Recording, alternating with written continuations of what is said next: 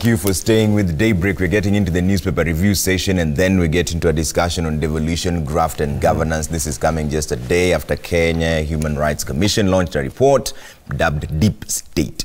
We'll know what the deep state is. Captured, yeah. Capture of the deep state by the state. The state is captured by the deep state. They define that what it's all about. So there is, apparently there's a government that is working within government that ensures that they enrich themselves.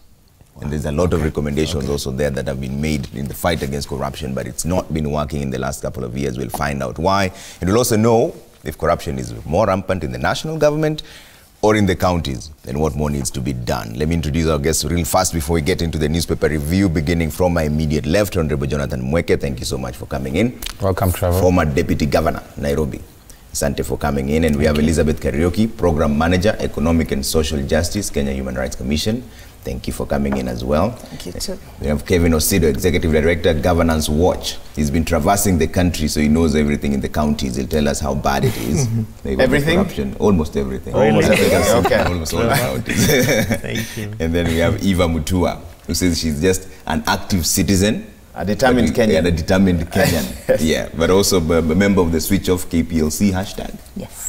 Fighting against corruption. Asante for having me this morning. Thank you for coming in. So let's start with the Standard. Yes, that's right. On the front page of the Standard, we alluded to this earlier. You'll find a picture of the governor of Kiambu County, Ferdinand Waititu. How Waititu could beat Haji office ban order is the title there. And Professor Ojienda says the ruling did not stop Waititu from being the governor. He was only stopped from accessing his office and can therefore choose to work from home or set up another office to do his work. A governor does not necessarily need an office to do his work. And all this was happening as his deputy, gave a press conference in the presence of MCAs to say that as the governor and while the governor is away, I will be, in a sense, running the office, ensuring that no revenue is lost. And also we hear of MCAs who actually are thinking of impeaching the governor because they say that there are things that can't happen unless you have a governor who's fully able to do his duties. And if Waititu cannot fully do his duties while the case drags on, then there will be an issue in Kiambu County. There's an argument that it's only his physical office, that the current physical office, that is banned from going into. He could easily just find another office in Thika, for example. Yes. And execute his duties as a governor, except he cannot interact with anyone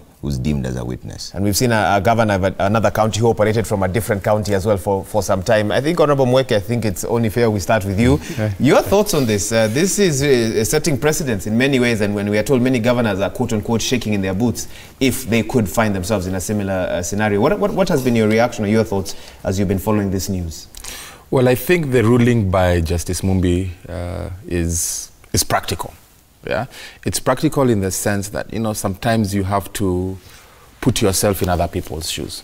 So, for example, Trevor, if you had a business and one of your employees, you have evidence that there's been some misappropriation of funds or they've stolen something from your business or very serious integrity issues, and you take that person to court, would you allow them to continue working in your business?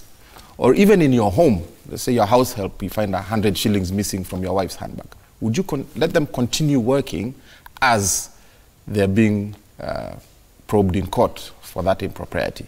And we should not have double standards from what happens out in the private sector, at your home, in life. In the private sector, people are suspended. Yeah, you're suspended. And even in your own business, even if you're a small entrepreneur with 2 employees, and one of them steals from you, you tell them first go home until we figure out what has happened. You don't let them continue working to steal some more or to mess with evidence and everything. So we have to ask ourselves a very honest question as Kenyans. Why is it that if you're in government, all of a sudden the rules completely change? Why is it okay for government officials to, mess around, if lack of a better word, with Mwanainchi's property, but it's not okay for people to mess around with your property as an individual, in your private capacity. So in a scenario where the Auditor General has cleared very few counties, could we have a scenario very soon where 20 governors are working from home offices? No, and I was commenting the other day to the leader of majority in the Senate, Honorable Senator Moore comments, saying that it is a very good time for deputy governors. All of them are going to fix their bosses, so and all 47 counties are going to have no governors and deputies. Yeah, I mean, I think that's, first of all, very alarming. Number two, the Senate is there to protect devolution.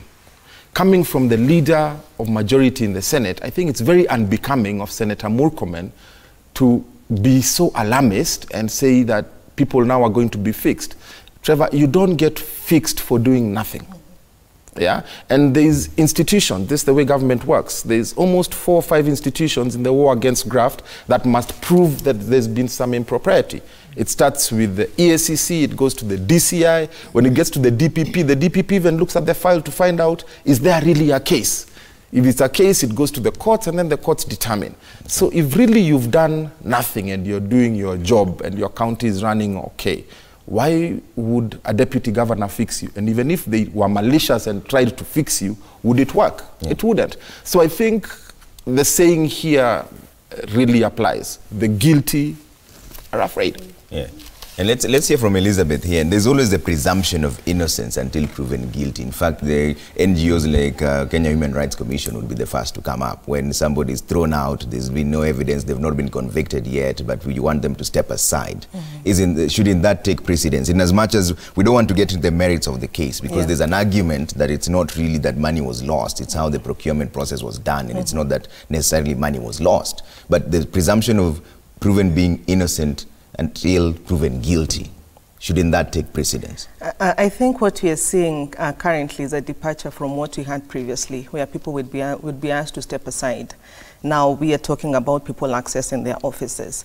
But what's the limit to accessing an office? Even if you're working remotely, to what extent can we say that you're not jeopardizing the litigation process?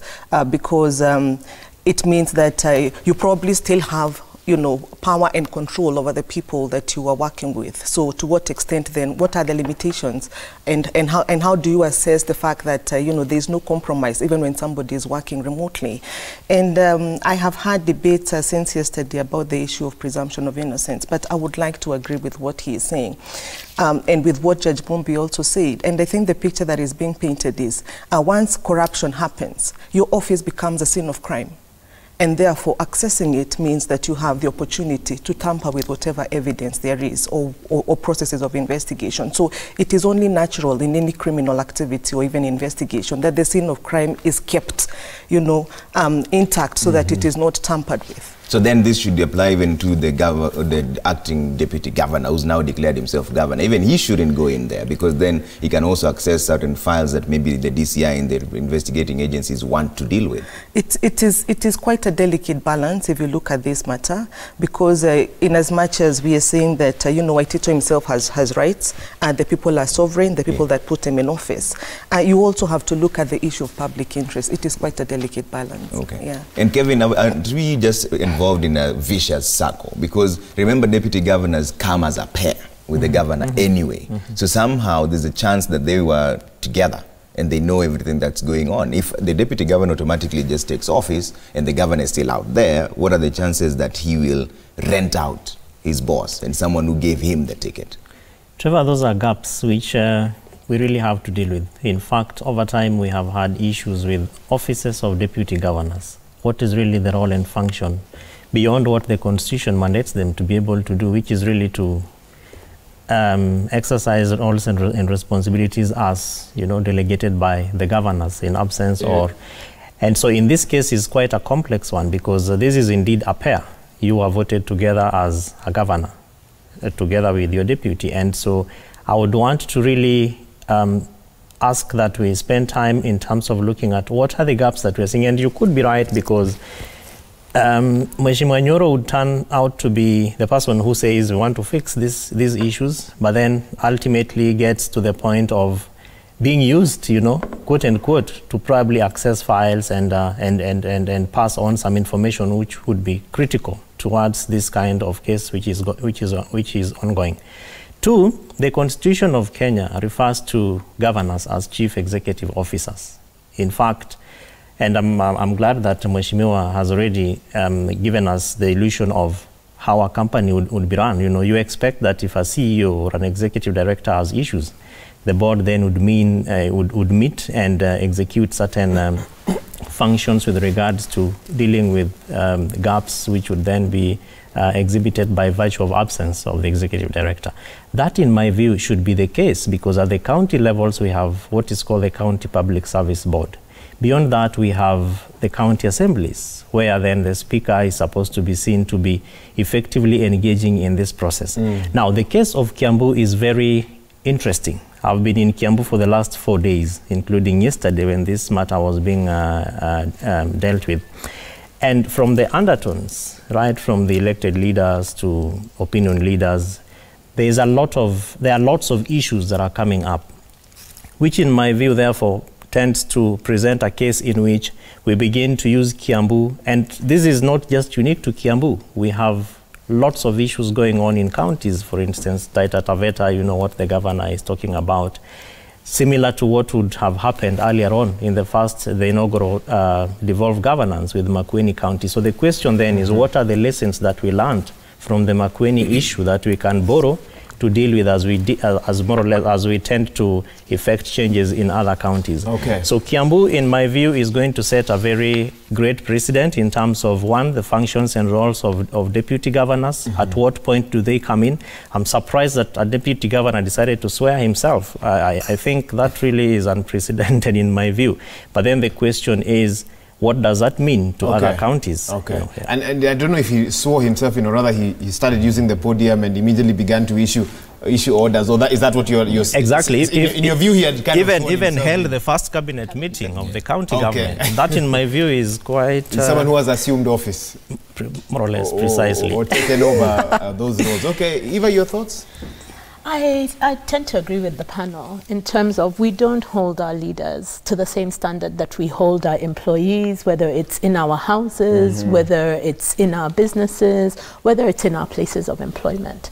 For instance, if you then chose to leave with a camera here and go and set up a studio somewhere, your own, one-man studio, but this belongs to the royal media, would, services, would you not be called to account for it? Would you not be required to step aside while they investigate that missing camera?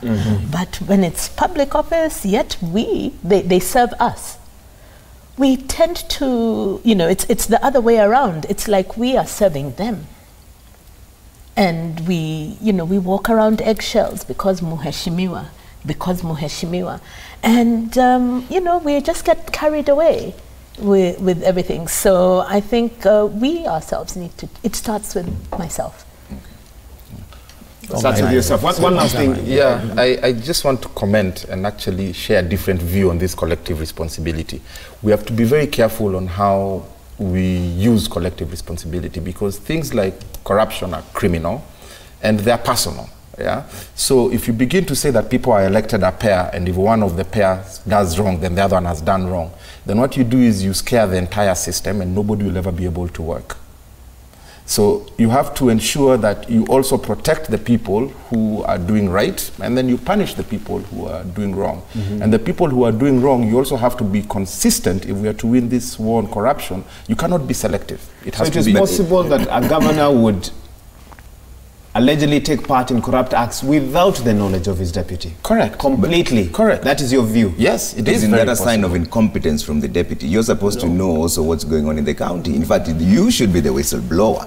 Yes, but how do you know if you are not a signatory to anything, if you are not in the approval lines, if you are not called to a meeting where these things are being decided? How would you know? So unless as a deputy you need to employ your own intelligence services through the entire... Then that means what exactly is the role of the deputy governors then? That's where the rubber meets the road, and we have to go back and begin to really look at that critically, because Jonathan has been a DG in the past. Yeah. And probably if we had more time, would have asked him to help us understand how he became a deputy governor, because I'm sure it was not just a phone call that came and said, hey, my friend, come and be. There must have been a process of, engaging what is your, agenda for Nairobi, how do we marry, how will we work together. So that is how the county government office is supposed to run. A DG cannot say, I was not aware, It's just the same as a CEC for health, for example, saying the chief officer undertook certain tasks and responsibilities without my information. Whereas the CC is not the AIE holder. She does not sign to anything. It is the chief officer who, authorizes payments. But all these things come from the county executive committee in charge, who is the Waziri wa County.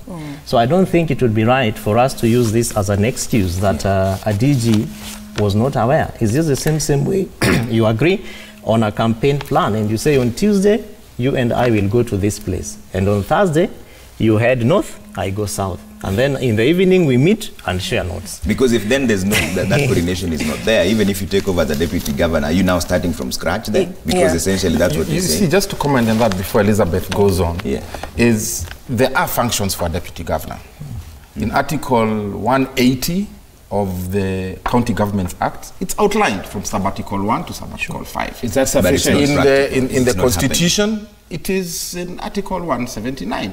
It is there of how a deputy governor is supposed to work. You're the deputy CEO and your functions of deputizing the governor. Those are there. But the problem we're analyzing here is relationships. And you cannot legislate relationships. You can't legislate how a governor is going to relate with his deputy. If the governor today decides to call the county secretary and say, I am not coming to work, I'm indisposed, and doesn't call the deputy governor, guess what? The county secretary will know. The deputy governor will not know.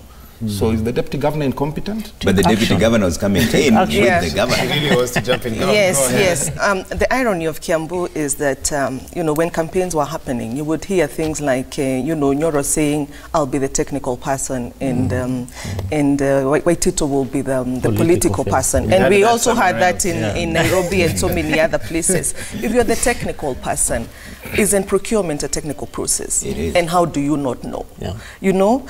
And both of them are members of the executive. You have a CEO and a deputy CEO.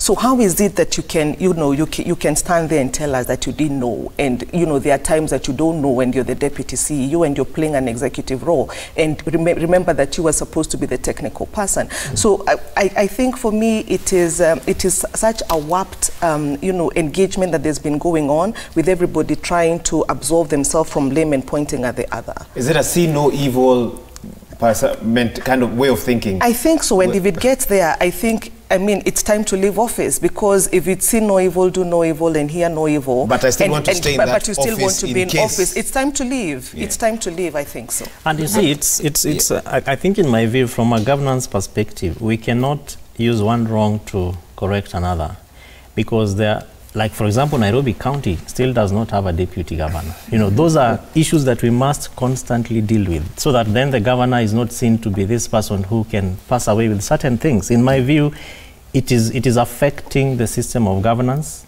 Of course, that comes with service delivery, because there are certain things that will not just go on right because the deputy governor is absent. And so if we are, in my view, going to be looking at case studies from one county, we need to be able to analyze how that then builds in terms of fixing the gaps. Because our constitution, yes, it has gaps. For example, the roles of deputy governors.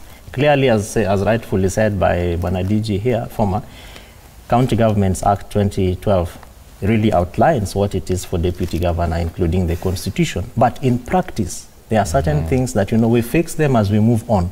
And the beauty of that is therefore that organizations like us document them, so that when we get to opportunities, whether it's at the Devolution Conference, or it's at the Summit, or it's at the IBEC, Intergovernmental Budget Economic Council, whatever forum where you have to ventilate and present these opportunities or these lessons or gaps that we are seeing, that needs to be an opportunity for us to fix them and not wait for another ill to occur. Then we say, but anyway, even Nairobi had the same issue, we jumped over it. Anyway, Makueni had a similar issue, we jumped over it. Now Taita Taveta is happening. Are we also going to jump over it? I doubt. And that's a big question there. And Eva, I want to marry this to the United Against the Vote issue on the front page of the Daily Nation. It's almost related, where people are saying we are overrepresented. We're talking about roles of DGs, and even we are not sure whether the outlined roles in the Constitution is what is actually happening practically on the ground. Now there's an initiative here, Punguza Mizigo, to almost cut down those numbers. One of those roles, I think the DG role should have been, according to the proposal, it shouldn't be there. But from your angle, are we really overrepresented? And is it time to have this referendum conversation on Punguza Mizigo? And it's gotten a lot of backlash from all the legislators there, because one of the proposals is to cut the numbers almost by half. Of course, I think the legislators would be against the punguza mizigo, but we are at a place where the Kenyan is overburdened. We are the ones who pay the taxes, but do we receive the services? Do we see the benefit of this representation? As a woman, I feel that the 47 women who are, there as women reps, I'll be the devil's advocate and say I don't feel their presence, because if it's, for instance, for like in Nairobi, you'll find that Esther is being fought by every MP. So are they being effective? Yet we're seeing women saying we need more seats, to meet the 2/3. So does scrapping that seat necessarily mean there'll be more of an impact? Does the lesser numbers mean that the taxpayer will not lose more money? That is, that, yes and no. How? Yes, in terms of if we don't have effective leaders in place, we will still be bleeding money. No, if the position is scrapped, we're saving, but money will find avenues with which to come out. So that, the punguza mizigo is good for the Kenyan and bad for the legislator. But I think also we need to be very, very aware about it, do a lot of work around it, have a lot of education around it, have those barazas where people understand. We say that we have a fantastic constitution, but are we seeing it protecting us at the grassroots level? Okay. Jonathan, even as you come in, 2 quick questions for you. One, obviously, I'd like to get a reaction to the Punguza Mizigo initiative and the political class ganging up against it, but also on the same discussion we're having about deputy governors. A situation where Nyoro issues an order from one location and Waititu issues another from a different location. Could that be what we might see in Kiambu over the next couple of days? Yeah. And how do you navigate such treacherous terrain? Yeah, I think it's wrong, because Nyoro is not the governor of Kiambu. And the court ruling said that Waititu should not access the office, but did not say that he is no longer the governor of Kiambu. Waititu is still the governor of Kiambu. And while he's away, Nyoro is, excuse me, the deputy governor by law is allowed to act as governor. And when they're allowed to act as governor, the law also very well stipulates there are things they can do and there are things they cannot do. So if I was the deputy governor of Kiambu, I'd be humble enough to sit down and tell the stakeholders, guys, the governor is absent. What do we need to do to move the county forward for the benefit of the people of Kiambu? What I saw yesterday was kind of a power struggle, where one person is in trouble and the other person says, oh, you've been sitting on me, I'm now in charge. I don't think that's the right way to do if you really want to expound good leadership. He should be sober enough and just say, listen, we now have a county to take care of while the governor is not here. He's not going to mess around with the crime scene, because, like I said, corruption is individual. They need to focus on the people of Kiambu. How do you make sure that service delivery, infrastructure development does not get hit by the governor facing the tribulations that he's facing? Now, the danger to that kind of power play is the governor of Kiambu has not been found guilty for the crimes that he's been accused against. He could be acquitted tomorrow. There's people who won court cases. Just because you go to court doesn't mean that you're guilty. There's people who win court cases. He might win this court case and go back to be the substantive governor of Kiambu. How then will you have that what sort of relationship will they have? Yeah, the county will completely break apart. And that's why I'd like the deputy governor to rise to the occasion and not be personal. Be pragmatic, take leadership, and have his eye on the people of Kiambu and not on any side shows. Okay, we have a very little time. 1 minute comment on Punguza Mizigo, even as we get from the others. Punguza Mizigo, just 2 things. Okay. Number 1, I think I should be on record by saying that having a referendum and changing the constitution is not going to solve our problems as Kenyans. Right now, we have a problem of governance. We have a problem of an economy that's struggling. We have a problem of unemployment of our young people. We have serious problems in this country. And changing the constitution, whichever constitutional process that you follow to change it, is not going to solve those problems. It's not the silver bullet. Yeah, the silver bullets here is to use institutions, strengthen them, and allow them to work. Okay. Yeah, good governance is based on institutions, institutions, institutions, period. Parliament today, as constituted with 347 members, is an institution. I can name for you 460. I can name for you 5 or 6 different things that Parliament have done that are unconstitutional, that they have vetted people who don't qualify for jobs, that they've allocated themselves things that are illegal, but they're an institution. If you reduce parliamentarians from 460 to 20, and they still make those same decisions, you have not fixed the problem. So fixing the constitution is not going to, changing the constitution is not going to fix our problems. That's one. Number 2, the power struggle you're seeing here is politics 101, my friends. What's happening is there's been deep state. There's been a clique of very seasoned politicians who've been around for 20, 30 years who run this country. Then there's a new kid on the block called Ekuru Okot who has done what the politicians have never been able to do. They've gone and collected 1.2 million signatures successfully under the radar without making a lot of noise. And all of a sudden guys are like, wait a minute, where is this guy coming from? He's going to upset our status quo. We are the guys who run this place. It is what you call a disruption in politics. That's what's happening. And that's why you see everybody has ganged up against him. It has nothing to do with his bill. If you look at the other bills that the other politicians are going to bring across, it's going to be the same things they're talking about. All right? It's nothing about the bill. It's nothing about Punguza Mzigo. It's something that there's a new guy who's come. He might render us insolvent, and we must fight for our space.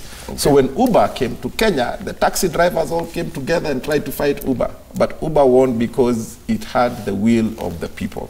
So is this the same one? This could be the same. It's a disruption. Let's wait and see. Lizzie, we're going to get a quick comment before we take a break. Yes, for me, I think the conversation should be around how we make governance more effective and efficient. There are so many loopholes through which we lose money in this country. Maybe, okay, Punguza Mzigo resonates with Kenyans because Kenyans feel the burden and Kenyans see the flamboyance with which, you know, the people that we've elected to office live and with very little service delivery. But we not only lose money through expenditure, but we also lose the revenue collection side. For instance, if you look at the standard gauge railway transaction and how we got this funding, according to our laws, any revenue coming into the country should first go into the consolidated account. But with the SGR, it never did. What came back to Kenya was the paperwork and the debt. So that money, so you do not know what level of rent seeking happened offshore, wherever that transaction was, you know, was negotiated and so on. So I tend to agree with him that this may not solve all our problems, but of course it's a critical thing to look at, even in a company, you know, if things are going wrong. You know, people look at ways of downsizing and becoming more efficient, looking at rules that are redundant or rules that could be merged to be done better, or, you know, capacities that are required and those that are not required anymore. So it's a critical conversation to have, but we need to look at the broader issues of governance and the issue of effectiveness and efficiency. And that's what we're going to do next when we talk about devolution, graft and governance, and that's coming up in just a bit. But let's see what you're saying online on Citizen TV Kenya. Trevor Mbija, Twega Moura, hashtag Daybreak, SMS 22422. Let's bring them up and see what you're saying before we take that quick break and come back and talk about devolution, graft and the governance, the issue that is bedeviling the country right now. They're calling it deep state capture. We'll find out from the Kenya Human Rights Commission who are these deep state players and what exactly do they do? What is the definition of deep state? Let's see what you're saying online, or should we take that break first? Let's see. Bernard Wanyika says Kenya is a very unequal society. The gap between the rich and the poor is widening. The rich are getting richer, the poor sink into abject poverty. All these negatives are largely functions of corruption. Engineer Lazaro says they are only targeting corruption, not an individual. Hashtag referendum is needed to clearly state the role of DP governors, or else chaos might erupt between governors and their deputies. All right, thank God, Jugush. Waititu is still innocent until proven otherwise. We must stick to the Constitution, which is supreme to any statutes or court interpretation of the law. On this, he will only cease to be the governor if that is the case, depending on how the trial ends or concludes. All right, Oluoch Dixon says, my proposal to the Punguza Mizigo is let's appoint governors regularly like we do when appointing Supreme Court judges. All right. It should be an appointive position, not an elective position. That's right. An interesting proposal. Devolution, graft, and governance is our discussion. Start tweeting, 22422 is the SMS line, and use the hashtag Daybreak as well. We'll be right back with that discussion when we return.